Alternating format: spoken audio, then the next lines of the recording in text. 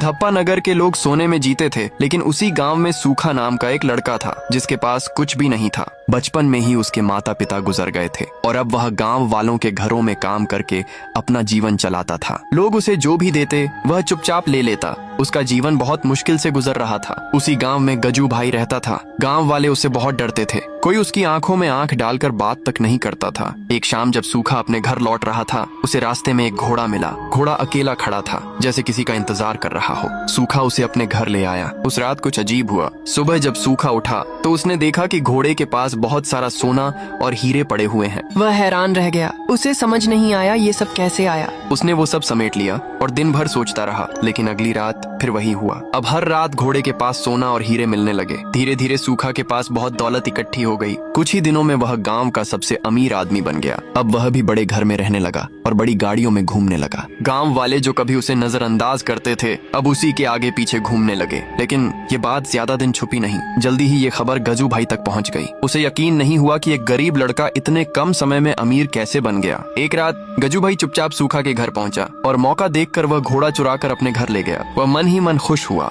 अब उसे लगा कि सारी दौलत उसी की हो जाएगी। वह घोड़े को अंदर बांधकर सो गया और सुबह का इंतजार करने लगा। लेकिन अगली सुबह जब वह उठा तो घोड़ा वहाँ नहीं था। गजू भाई हैरान रह गया। उसने पूरे घर में ढूंढा, बाहर भी देखा, लेकिन घोड़ा कहीं नहीं मिला। गुस्से में वह पागल हो गया। उसे समझ नहीं आया कि घोड़ा गया तो गया कहाँ। वह तुरंत सूखा के पास पहुंचा और देखा कि घोड़ा फिर से उसी के पास खड़ा है। तब सूखा ने शांति से कहा, यह घोड़ा किसी के पास जबरदस्ती नहीं रहता।